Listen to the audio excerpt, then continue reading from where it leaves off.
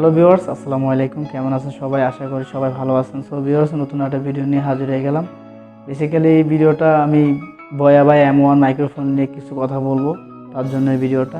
এই ভিডিওটার আগে একটা ভিডিও আপলোড করেছিলাম, সেটা হলো বয়া বাই M1 মাইক্রোফোনটা নিয়ে একটা রিভিউ ভিডিও বানাইছিলাম। তো এই ভিডিওটা আমি বানাইছিলাম বিশেষ করে এই মাইক্রোফোনটা কী করণীয়, কী কী আছে ওই বিষয় নিয়ে আমি একটা ভিডিও বানাইছিলাম। তো আমি বলছিলাম যে সেকেন্ড পার্ট একটা ভিডিও বানাবো, তো সেই কারণে আজকের এই ভিডিওতে আমি আপনাদের দেখাবো যে বয়া বাই M1 মাইক্রোফোনটা আপনারা কীভাবে ব্যবহার করবেন, কীভাবে ইউজ করবেন। ভিডিও শ্যুট করতেছি, তো এই দেখতে পাচ্ছেন এই মাইক্রোফোনটা আমি কিন্তু এখন ইউজ করতেছি, ঠিক আছে। তো এই মাইক্রোফোনটা আসলে কি কি কাজ করণীয় আর কী কাজ করলে আপনি মাইক্রোফোনটা আপনি জেনুইনভাবে আপনি অডিও রেকর্ডিংটা খুব ভালোভাবে করতে পারবেন।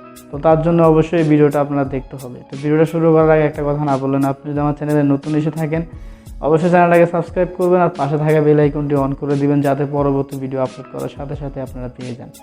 পুরো ভিডিও জুড়ে আছে আমি মাসুম আর আপনারা দেখছেন সকের চ্যানেল। তো চলেন ভিডিওটা শুরু করা যাক।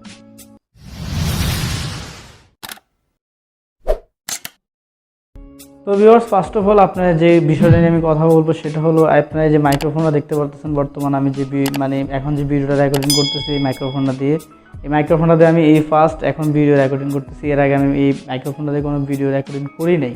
তো আজকে আমি এই মাইক্রোফোনটা আসলে ইউজ করতেছি। তারপর আপনারা আসলে আমার এই কণ্ঠগুলো শুনে আসলে বুঝতে পারতেছেন যে মাইক্রোফোনটা কতটুকু ভালো আর আউট নয়েজ বোঝা যায় কিনা।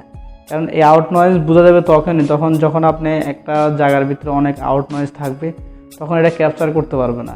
আবার যখন আপনি সামথিং কিছু নয়েজের ভিতরে ভিডিও রেকর্ডিং করবেন তখন কিন্তু এটা কিন্তু রিমুভ করে ফেলবে, ঠিক আছে। আর এই মাইক্রোফোনটার সবচেয়ে সুবিধাজনক হলো মাইক্রোফোনটার একটা সুইচ আছে, আমি গত ভিডিওর মধ্যে আমি দেখাইছিলাম। এই সুইচটা আসলে আপনারা অন অফ করতে পারবেন। আপনি চাইলে আপনি DSLR দিয়ে আপনি ইউজ করতে পারবেন, চাইলে আপনি ল্যাপটপ দিয়ে ইউজ করতে পারবেন, আবার চাইলে আপনি স্মার্টফোন ইউজ করতে পারবেন। একটা সুইচ আছে, আপনি যদি যখন আপনি ল্যাপটপও দিবেন কিংবা DSLR দিবেন তখন কিন্তু একটা রকম উপর সুইচ দিয়ে দিবেন, আবার যখন আপনি স্মার্টফোন ইউজ করবেন তখন নিচে চাপ দিয়ে দিবেন। এটা কিন্তু খুব সুবিধা। আর অবশ্যই এই মাইক্রোফোনটার ভিতরে একটা ছোটো ব্যাটারি আছে, এই সুইচটার ভিতরে একটা ব্যাটারি আছে। এই ব্যাটারি যদি চার্জ শেষ হয়ে যায় কিংবা এটা যদি ব্যাটারি নষ্ট হয়ে যায় তখন কিন্তু আপনার এই ভিডিওটা কিন্তু ভালোভাবে কিন্তু নয়েজ রিমুভ করতে পারবেন, ঠিক আছে। তারপরে আপনি বুঝতে পারতেছেন আমি যে এখন ভিডিও রেকর্ডিং করতেছি, এখন আপনারা একটু লক্ষ্য করবেন, আমি একটু একটু কথা বলবো না, আপনারা এখন দেখেন আউট নয়েজ হয় কি না।